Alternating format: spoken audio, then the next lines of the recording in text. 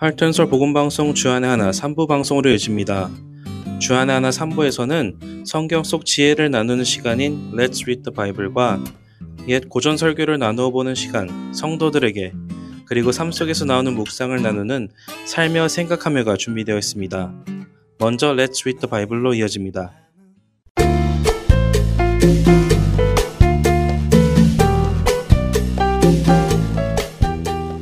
애청자 여러분 안녕하세요. Let's Read the Bible 진행의 최강덕입니다.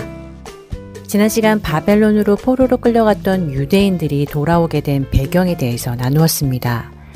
포로 생활에서 돌아온 이후의 상황은 에스라, 느헤미야, 학개, 스가랴서에서 볼 수 있는데요. 에스라와 느헤미야는 역사서이고 학개와 스바냐서는 선지자서로 분류가 되어서 우리는 학개와 스바냐 선지자에 대해 나누면서 그 당시 상황을 나누어 보려고 합니다. 에스라와 느헤미야서에서도 그 당시 상황을 자세히 알 수 있으니 참고하시면 좋을 것 같습니다. 바사, 즉 페르시아 고레스 왕의 명령으로 인해 유다 백성들은 고향인 예루살렘으로 돌아옵니다. 그들이 돌아온 후 가장 먼저 한 일은 하나님의 성전을 건축하려는 것이었지요. 하지만 성전 건축을 시작은 했지만 끝을 맺지 못하고 있었습니다. 왜 그랬을까요? 돌아온 유대인들이 성전을 건축하려고 시작하자 사마리아인들이 함께 성전을 짓자고 제안했지요. 사마리아인들은 남유다가 멸망하기 이전에 아시리아로부터 멸망당한 북이스라엘 사람들의 자손들입니다. 아시리아는 이방 사람들을 데려다가 북이스라엘 지역에 살게 하였고 북이스라엘 백성들과 결혼을 하도록 하여 이스라엘의 순수 혈통이 깨지고 말았습니다. 그래서 남유다 사람들은 북이스라엘 사람들을 쇼무론이라는 귀심에 속한 사람이라는 의미의 사마리아 사람이라 부르며 무시했습니다. 그런데 남유다 사람들까지 바벨론의 포로로 끌려가자 그 시간 동안 사마리아 사람들 중 어떤 이들이 예루살렘에 와서 자신들만의 공동체를 이루며 살아가고 있었지요. 그들은 자신들도 북이스라엘 혈통으로서 다시 돌아온 남유다 백성들과 함께 하나님의 성전을 짓고 싶어 했습니다. 하지만 돌아온 남유다 백성들은 그들의 도움을 거절하지요. 남유다 사람들은 이방인과 피가 섞인 그들의 도움을 받고 싶지 않았습니다. 포로 생활을 마치고 돌아와도 여전히 그들 사이에서는 사마리아인들을 경멸하는 것이 남아 있었지요. 이렇게 성전을 짓기로 시작을 했지만 남유다 백성들과 사마리아인들 사이에 갈등이 생기게 됩니다. 결국 페르시아 정부에까지 보고가 될 정도였지요. 갈등이 해결되지 않고 계속되자 결국 성전 건축이 중단되고 맙니다. 그런데 이렇게 성전 재건이 중단되고 나서 사람들은 각자 자신들의 삶을 돌아보기 시작했고 자신들의 삶이 우선순위가 되면서 점차 성전 재건은 뒤로 밀리게 되었지요. 예루살렘으로 돌아온 지 16년이 지나도록 사람들은 성전을 재건하려 하지 않았으며 예루살렘 성벽도 무너진 채로 있었습니다. 이러한 상황에서 학개 선지자가 하나님의 부르심을 받게 된 것입니다. 학개 선지자는 계속해서 사람들에게 알립니다. 예루살렘 성전 재건을 통하여 하나님의 통치에 대한 증언과 간증을 하라고 격려하지요. 학개서 1장 1절부터 5절까지의 말씀을 읽겠습니다. 다리오 왕 제2년 여섯째 달 곧 그 달 초하루에 여호와의 말씀이 선지자 학개로 말미암아 스알디엘의 아들 유다 총독 수룹바벨과 여호사닥의 아들 대제사장 여호수아에게 임하니라. 이르시되 만군의 여호와가 이같이 말하여 이르노라. 이 백성이 말하기를 여호와의 전을 건축할 시기가 이르지 아니하였다 하느니라. 여호와의 말씀이 선지자 학개에게 임하여 이르시되 이 성전이 황폐하였거늘 너희가 이때에 판벽한 집에 거주하는 것이 옳으냐. 그러므로 이제 만군의 여호와가 이같이 말하노니 너희는 너희의 행위를 살피지니라. 하나님은 학개 선지자를 통해 유다 백성들이 지금은 성전을 건축할 때가 아니라며 핑계를 대며 하나님의 성전을 짓는 일은 뒷전에 두고 자신들은 판벽한 집, 곧 화려하게 꾸민 집에서 살고 있음을 지적하시지요. 그리고 그들에게 너희의 행위를 살피라고 5절과 7절에 반복해서 말씀하십니다. 그들이 하나님의 성전을 버려두고 자신의 일만을 추구하는 삶을 살 때에 어떠한 일들이 일어났는지 학개서 1장 9절에서 11절까지 말씀하고 계십니다. 세 번역 성경으로 읽어드리겠습니다. 너희가 많이 거두기를 바랐으나 얼마 거두지 못했고 너희가 집으로 거두어 들였으나 내가 그것을 흩어버렸다. 그 까닭이 무엇이냐? 나 만군의 주의 말이다. 나의 집은 이렇게 무너져 있는데 너희는 저마다 제 집 일에만 바쁘기 때문이다. 그러므로 너희 때문에 하늘은 이슬을 그치고 땅은 소출을 그쳤다. 내가 땅 위에 가뭄을 들게 하였다. 산 위에도 곡물과 새 포도주와 기름 위에도 밭에서 나는 모든 것 위에도 사람과 짐승 위에도 너희가 애써서 기르는 온갖 것 위에도 가뭄이 들게 하였다. 자신들의 목만 생각하는 그들에게 하나님께서는 가뭄을 내리셨고 백성들은 수고하여도 결실을 맺을 수 없었습니다. 성전 건축을 중단한 채 자신의 일만을 추구하던 그들의 불순종에 대하여 하나님께서 가뭄을 내리셨기 때문입니다. 그러므로 너희는 산에 올라가 나무를 가져다가 성전을 건축하라고 학개 선지자를 통해 말씀하십니다. 이러한 내용이 바로 학개 선지자의 첫 번째 메시지입니다. Let's Read the Bible 학개 1장 1절에서 15절까지의 말씀을 읽겠습니다. 다리오 왕 제2년 여섯째 달 곧 그 달 초하루에 여호와의 말씀이 선지자 학개로 말미암아 스알디엘의 아들 유다 총독 수룹바벨과 여호사닥의 아들 대제사장 여호수아에게 임하니라. 이르시되 만군의 여호와가 이같이 말하여 이르노라. 이 백성이 말하기를 여호와의 전을 건축할 시기가 이르지 아니하였다 하느니라. 여호와의 말씀이 선지자 학개에게 임하여 이르시되 이 성전이 황폐하였거늘 너희가 이때에 판벽한 집에 거주하는 것이 옳으냐. 그러므로 이제 만군의 여호와가 이같이 말하노니 너희는 너희의 행위를 살피지니라. 너희가 많이 뿌릴지라도 수확이 적으며 먹을지라도 배부르지 못하며 마실지라도 흡족하지 못하며 입어도 따뜻하지 못하며 일꾼이 삭슬 받아도 그것을 구멍 뚫어진 전대에 넣음이 되느니라. 만군의 여호와가 말하노니 너희는 자기의 행위를 살피지니라. 너희는 산에 올라가서 나무를 가져다가 성전을 건축하라. 그리하면 내가 그것으로 말미암아 기뻐하고 또 영광을 얻으리라. 여호와가 말하였느니라. 너희가 많은 것을 바랐으나 도리어 적었고 너희가 그것을 집으로 가져갔으나 내가 불어버렸느니라. 나 만군의 여호와가 말하노라. 이것이 무슨 까닭이냐. 내 집은 황폐하였으되 너희는 각각 자기의 집을 짓기 위하여 빨랐음이라. 그러므로 너희로 말미암아 하늘은 이슬을 그쳤고 땅은 산물을 그쳤으며 내가 이 땅과 산과 곡물과 새 포도주와 기름과 땅의 모든 소산과 사람과 가축과 손으로 수고하는 모든 일에 한재를 들게 하였느니라.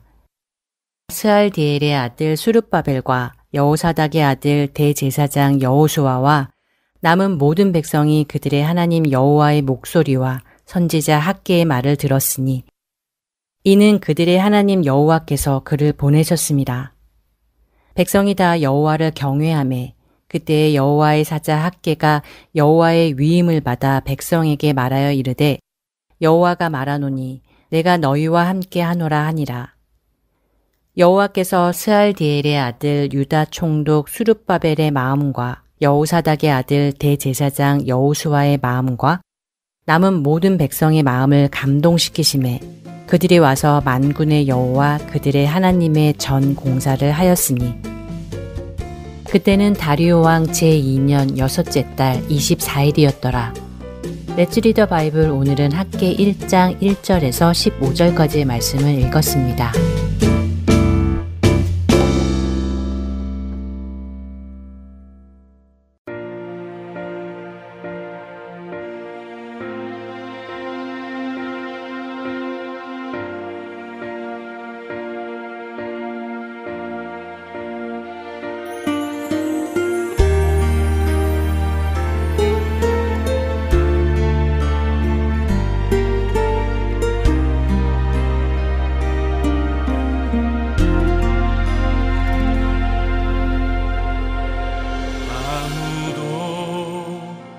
예배하지 않는 그곳에서 주를 예배하리라.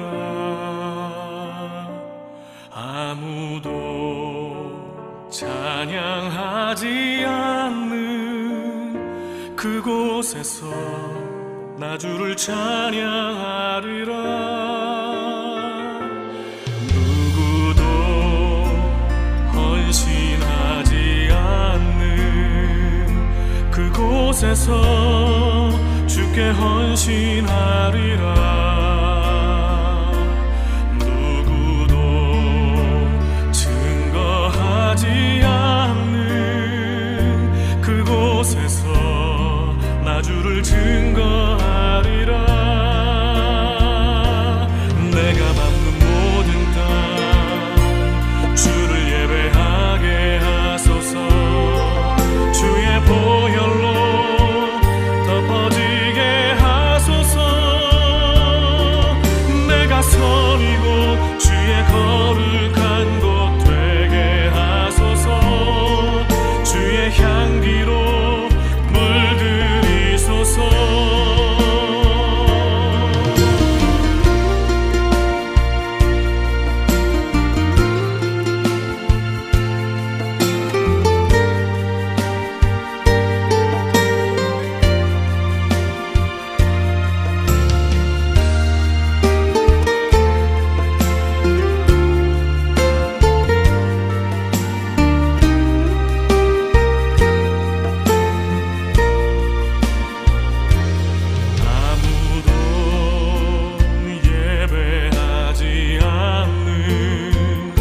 그곳에서 주를 예배하리라.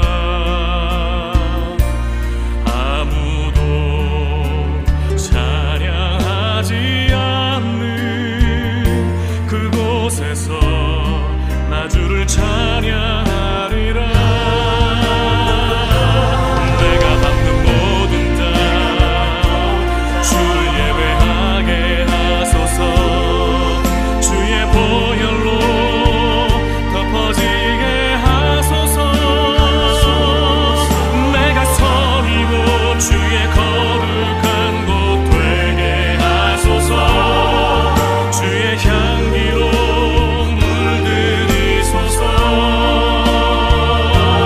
내가 밟는 모든 땅 주를 예배하게 하소서. 주의 보혈로 덮어지게 하소서. 내가 선이고 주의 거룩한 곳 되게 하소서. 주의 향기로 물들이소서. 주의 향기로 물들이소서. 주의 향기로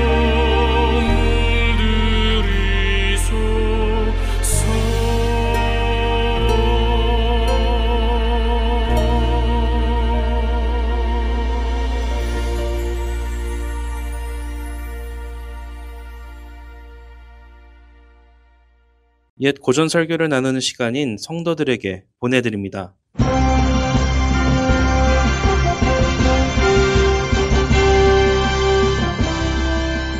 여러분 안녕하세요.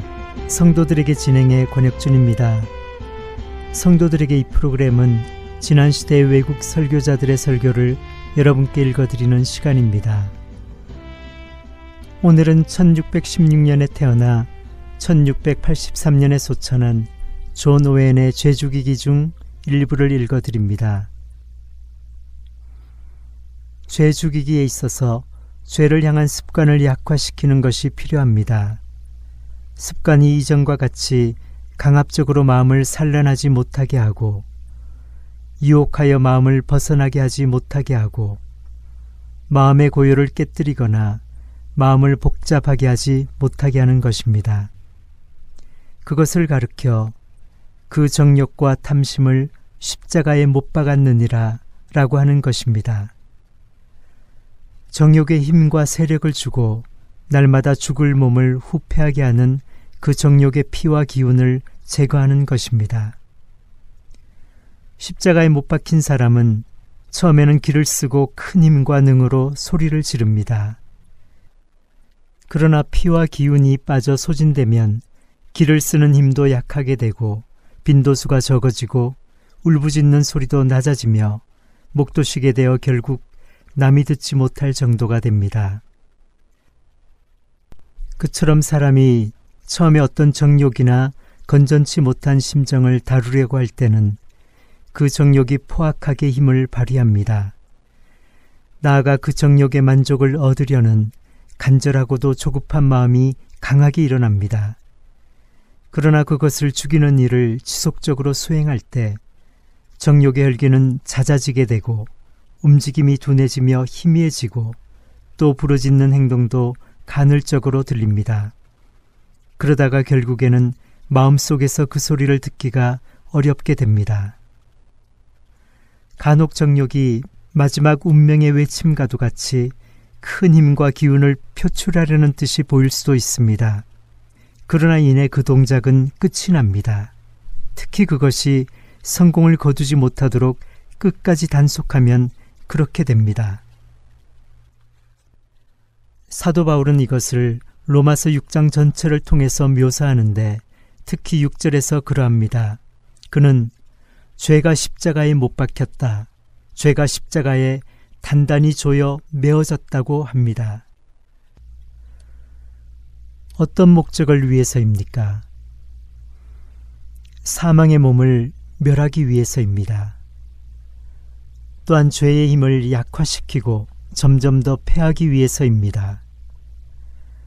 다시는 죄에게 종노릇하지 아니하려 함이니 곧 죄가 이전과 같이 우리로 하여금 죄의 노예가 되도록 우리를 유인하거나 강압하지 못하게 하려 함입니다. 이는 육적인 것들이나 육적인 정서나 세상에 속한 것들을 향한 소욕을 두고 하는 말입니다.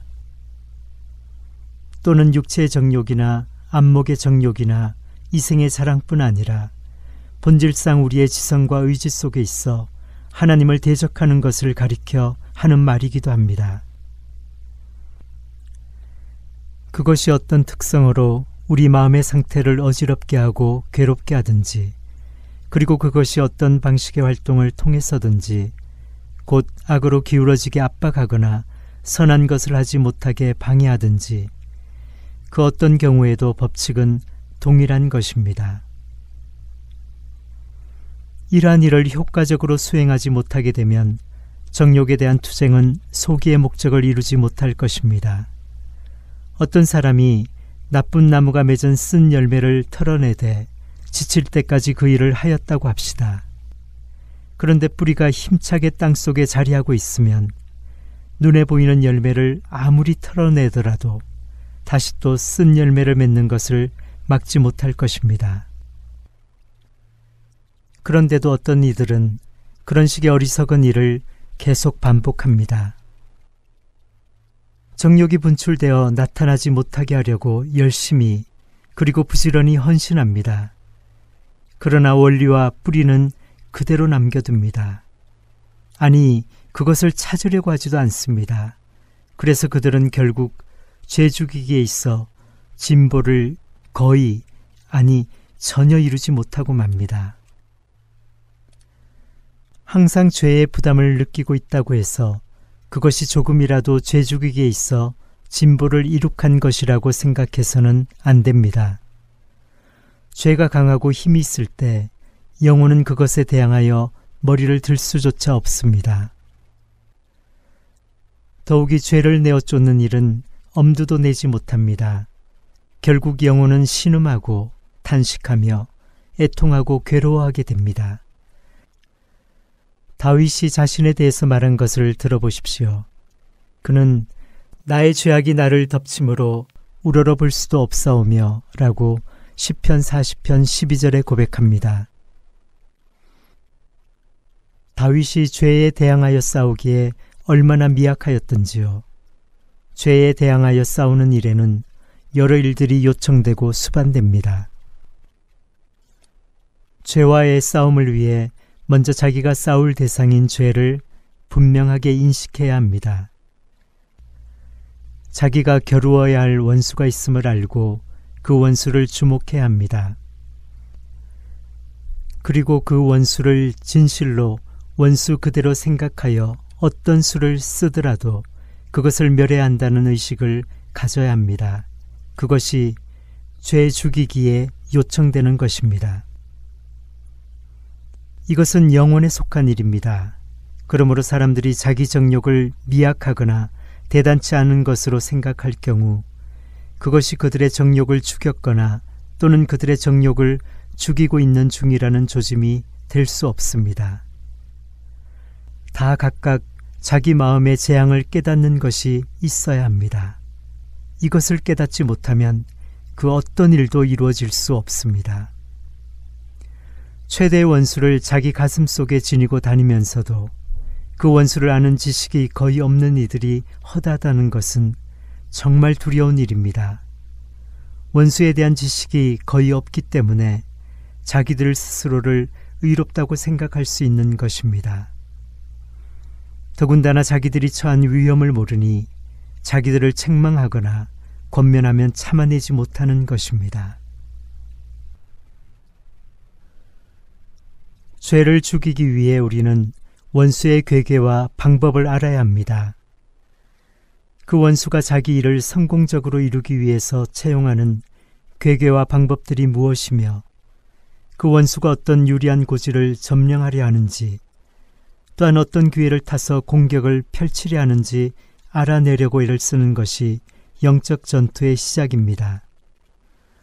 원수들의 도모와 의도 및 그들의 목적을 간파해내고 이전에 어떤 방식과 방도를 통해 그 원수들을 이겼는지를 깊이 생각해야 합니다. 그래야만 원수의 기선을 제압할 수 있습니다. 이 일은 최대의 기술을 행동화하는 것을 포함하고 있습니다. 이 일을 생략해버리면 원수와 전쟁을 수행하는 일이 무용지물로 돌아가 버릴 것입니다. 정욕을 진실로 죽이는 자들은 정욕을 이런 식으로 대처해 나갑니다. 정욕이 실제로 우리의 마음을 산란하게 하거나 미혹하거나 꼬드길 때뿐 아니라 정욕이 뒤로 물러나 있을 때에도 정말로 정욕을 죽이는 자들은 항상 주도 면밀한 생각을 하고 있습니다. 다윗은 내 죄가 항상 내 앞에 있나이다고 했습니다. 그는 죄가 늘 곁에 있음을 알고 있었습니다. 그래서 항상 대비하고 있어야 합니다. 그것이 바로 우리 싸움의 선한 부분입니다. 이제 죄 죽이기를 성공했을 때의 실질적 내용을 살펴보겠습니다. 죄 죽이기가 성공할 때 다음과 같은 것을 포함한다고 말할 수 있습니다. 죄의 원리와 뿌리가 약해져서 성도가 마땅한 도리를 할 때 성도를 방해할 수 없게 된 것입니다. 곧 어떤 정욕에 대해서건 그것을 제어하는 데 자주 성공하면 그것이야말로 죄 죽이기의 또 다른 부분이요 증거가 되는 것입니다. 여기서 제가 성공이라고 할 때 그것은 단순하게 죄가 나타나지 못하게 하거나 자기 뜻을 이루지 못할 정도로 길을 꺾어 놓는 것을 말하는 것이 아닙니다. 오히려 죄를 대항하여 이기고 끝까지 죄를 추적하여 철저하게 정복하는 것을 의미합니다.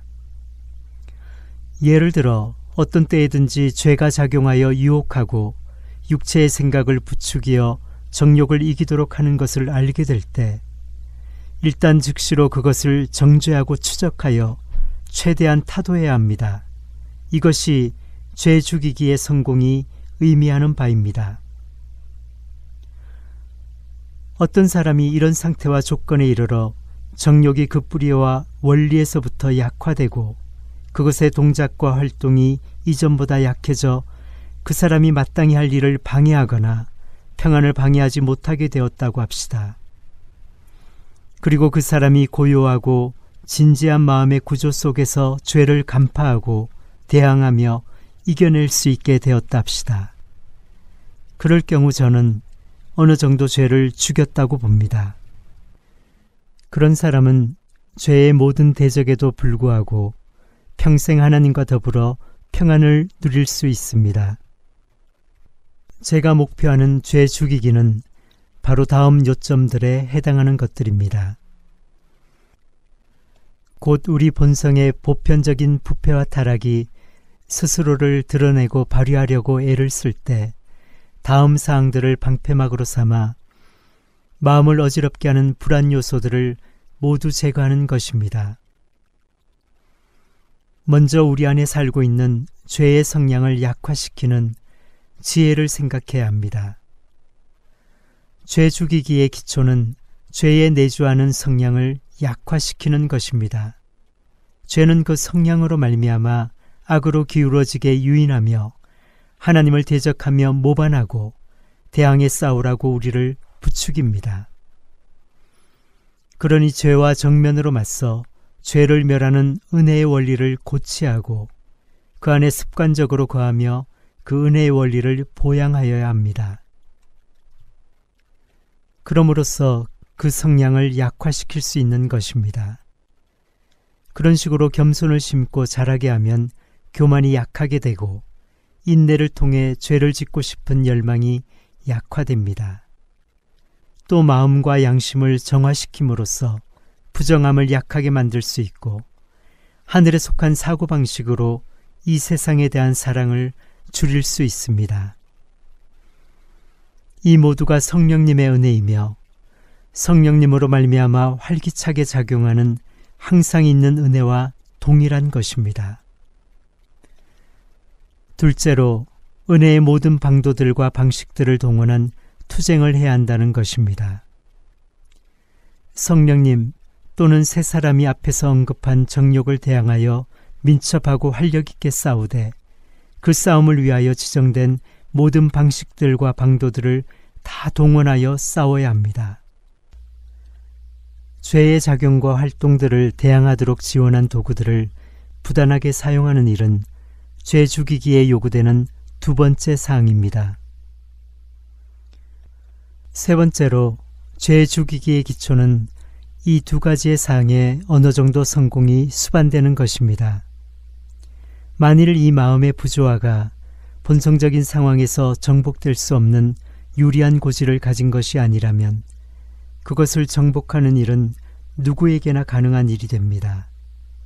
그래야 이 영혼이 그 본성의 악한 대적을 더 이상 민감하게 여기지 않을 수 있게 될 것입니다.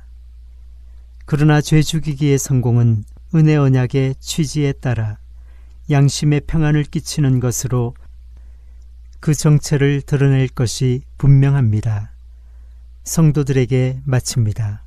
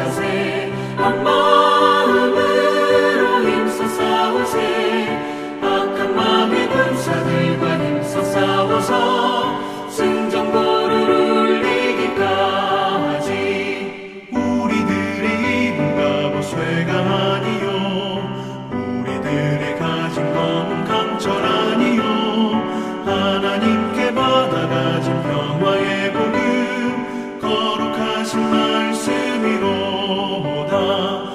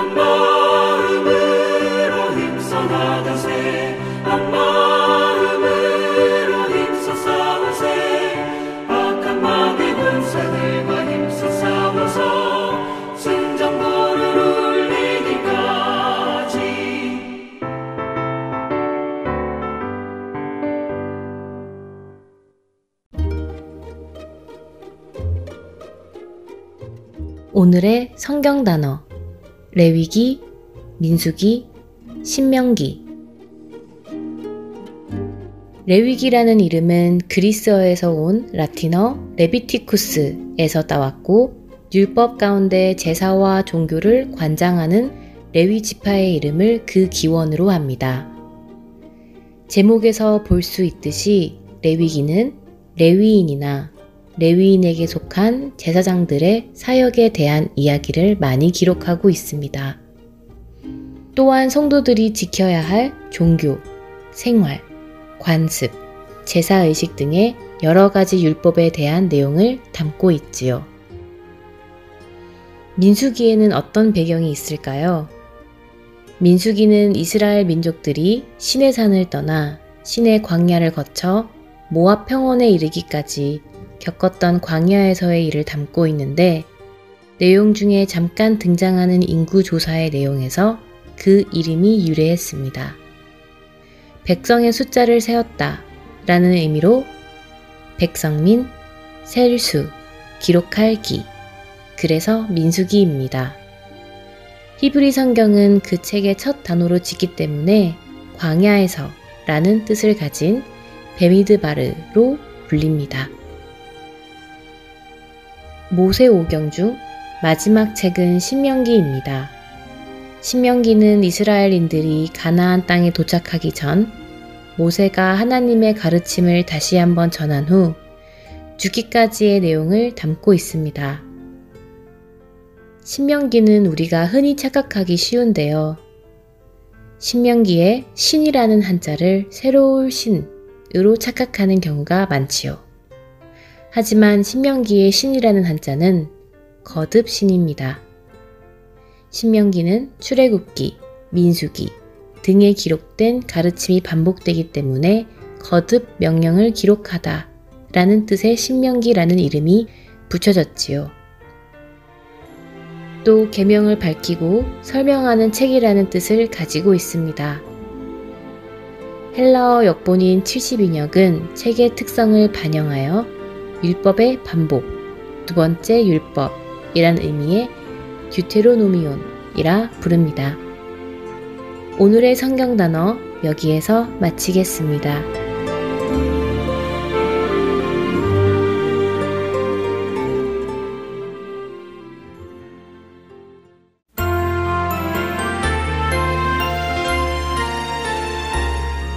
안녕하세요. 봉사자 박용규입니다.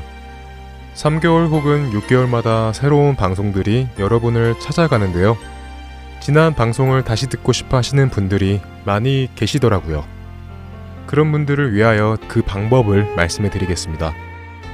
홈페이지 www.heartandseoul.org로 접속하셔서 특별 방송을 클릭하시면 됩니다.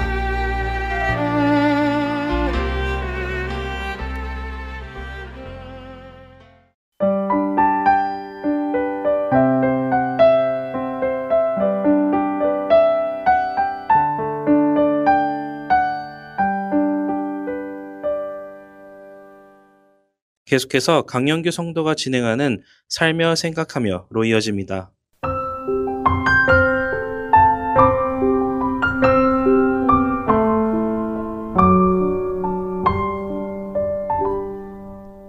처음 예수님을 영접하고는 말씀에 갈급하여 주일에 교회를 2군데씩 다니며 설교를 듣고 예배를 드렸었습니다. 말씀에 갈급했기 때문에 스폰지처럼 말씀을 받아들였습니다. 그러다 인터넷을 통해 언제 어디서든 말씀을 들을 수 있게 되자 더 많이 듣게 되었고, 특별히 한국에서 유명하다는 찬양팀들의 찬양 집회도 유튜브를 통해 많이 접하게 되었지요.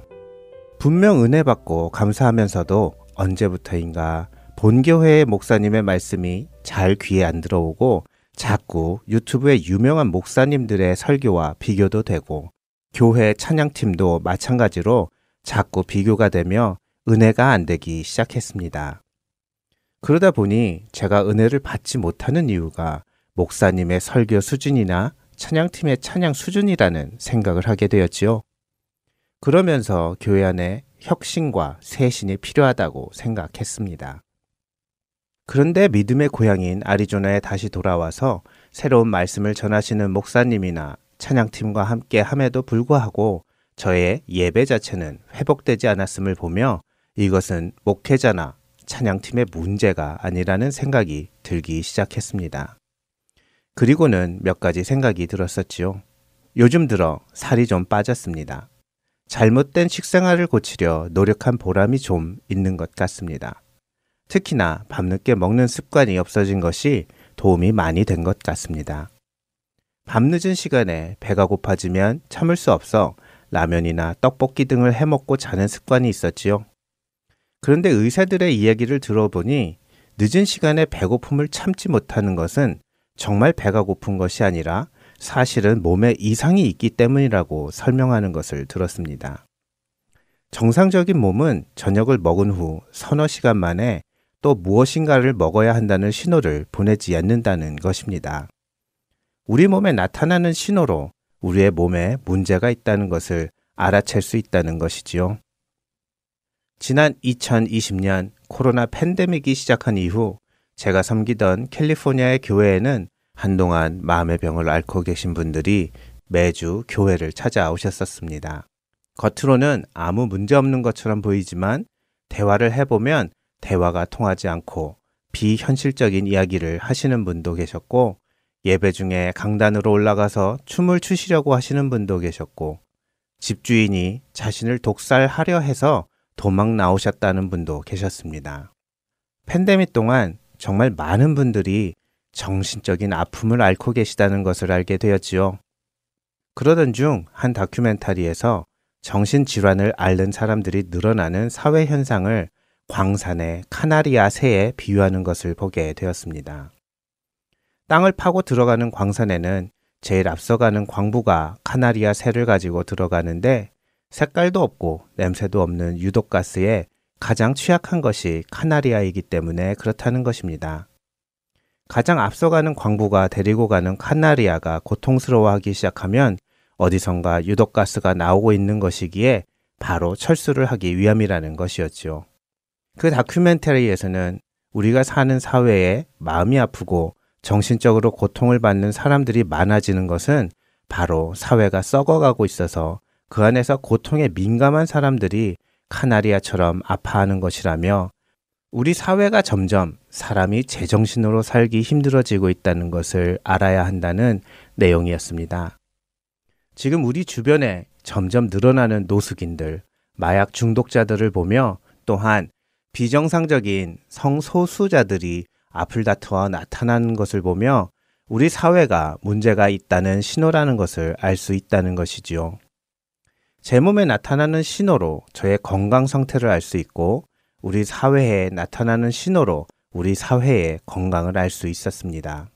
이것을 생각하니 제가 예배에서 은혜를 받지 못하고 있는 것이 목회자나 찬양팀의 문제가 아니라 저의 영적인 건강의 문제가 은혜 받지 못하는 신호로 나타나고 있음을 생각해 보게 되었습니다.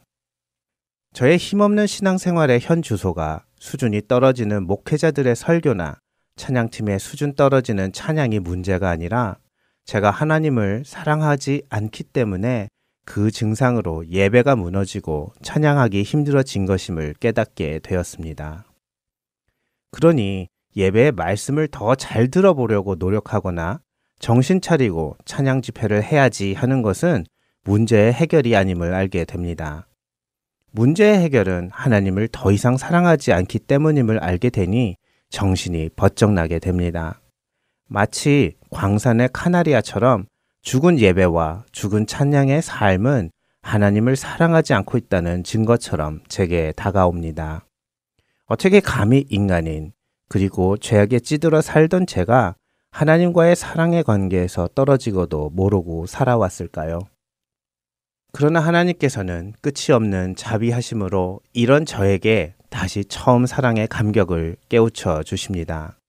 이미 자녀 삼아 주셨기에 다시 돌아온다고 한다면 다시 받아주시는 아버지이심을 알게 해주십니다. 죄인인 저를 위해 십자가에 내어주신 독생하신 아들 예수님께서 저의 죄를 지고 대신 죽으셨고 부활하신 예수님과 연합한 자는 죄인의 모습이 아닌 부활하신 예수님의 모습으로 보아주시는 그 은혜가 다시 제 마음에 들어오게 해 주십니다.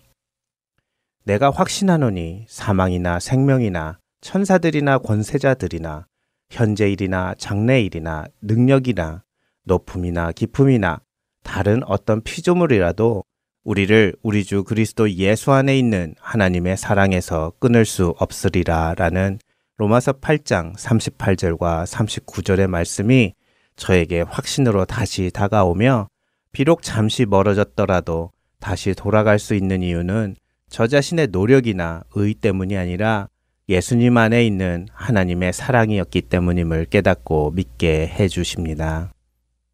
하나님 그렇습니다. 제게는 하나님께 드릴 것이 아무것도 없는데 하나님께서 원하시는 것은 저와의 사랑의 관계뿐이셨기 때문에 그 외아들을 보내주셨는데 받은 은혜의 크기가 상상할 수 없이 크다 보니 오히려 값없이 느끼며 살아왔었습니다. 다시 예배의 무너짐으로 또 찬양의 무너짐으로 그리고 기도의 무너짐을 통해 저의 문제를 알려주신 것도 하나님의 사랑임을 알게 하여 주시고 말씀으로 그래도 끊지 않겠다 하여 주신 그 말씀을 믿을 수 있도록 인도하여 주심을 감사드립니다. 그리고 그 끊어지지 않음이 미약한 제게 달린 것이 아니라 예수 그리스도 때문임을 알게 하여 주시니 감사드립니다. 제 마음에 카나리아를 듣고 살피며 저의 신앙에 켜지는 적 신호들을 깨어서 피할 수 있도록 인도하여 주시옵소서. 예수님의 이름으로 기도드립니다.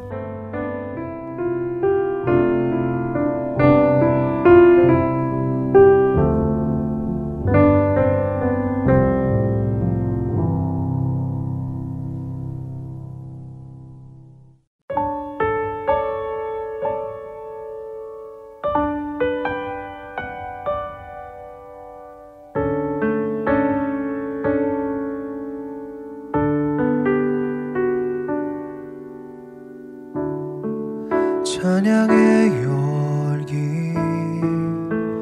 모두 끝나면 주 앞에 나와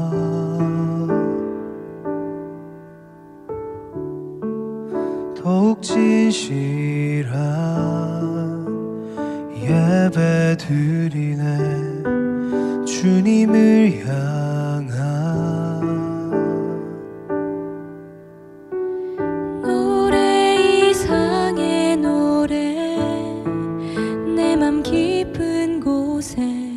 주께서 원하신 것 화려한 음악보다 뜻없는 열정보다 중심을 원하시죠. 주님께 드릴 마음의 예배 주님을 위한 주님을 향한 노래 중심 잃은 예배 내려놓고 이제 나 돌아와 주님만 예배해요.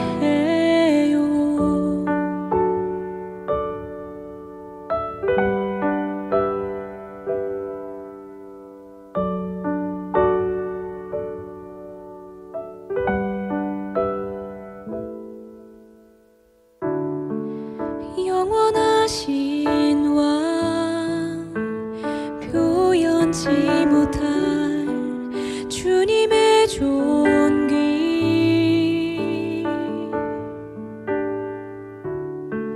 가난할 때도 연약할 때도 주의 모든 것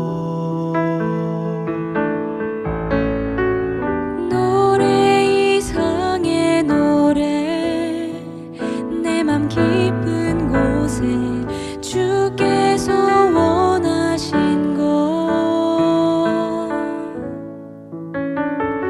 화려한 음악보다 뜻없는 열정보다 중심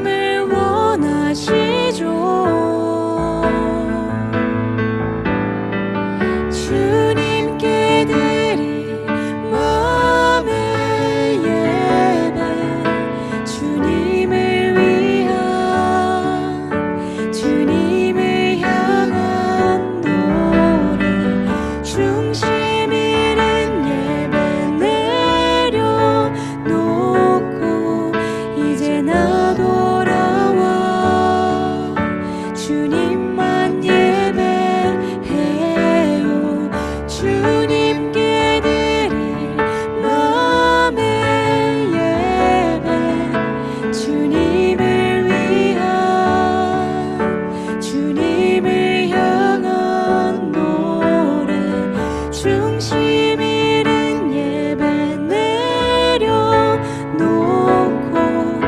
이제 나 돌아와 주님만 예배해요.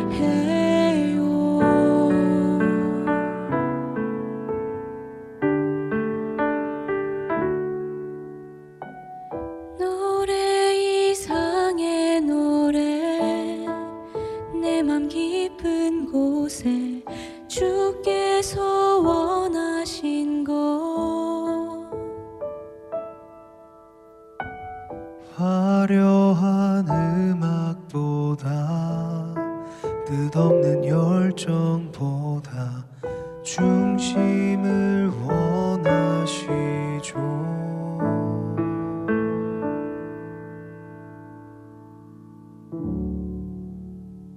지금 이 시간은 할티엔 서울 복음선교회를 위해 기도하는 시간입니다. 연주곡이 흐르는 동안 다음 기도 제목으로 기도해 주시기를 부탁드립니다. 이번 주는 할티엔 서울 복음방송 주변 안전을 위해 기도하겠습니다. 미국 전 지역에 노숙자들이 점점 늘어나고 있고 저희 할티엔 서울 복음방송 사무실 근처에도 노숙자들이 많이 늘어나고 있습니다.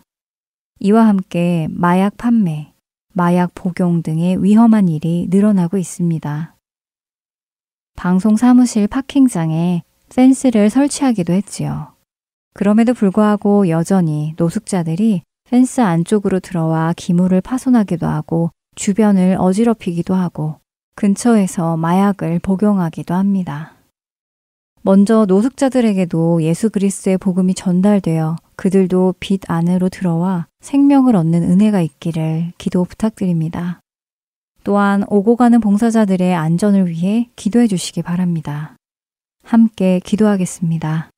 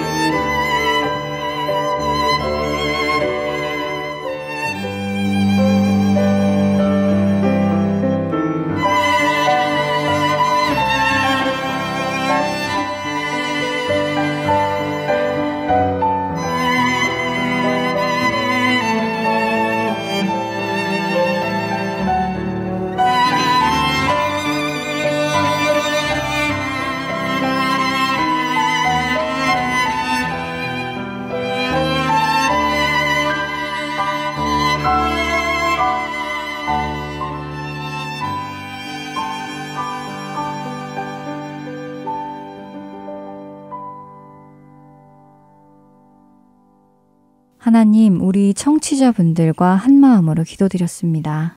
하나님께서 주시는 지혜로 이 일을 잘 헤쳐나갈 수 있게 해주시고 봉사자분들의 안전을 지켜주세요. 가장 선한 것으로 응답해 주실 하나님을 신뢰하며 찬송드립니다. 예수 그리스도의 이름으로 기도드립니다. 아멘. 지금까지 주안의 하나 3부 함께 해주셔서 감사드립니다. 계속해서 주안의 하나 4부로 이어집니다. 감사합니다.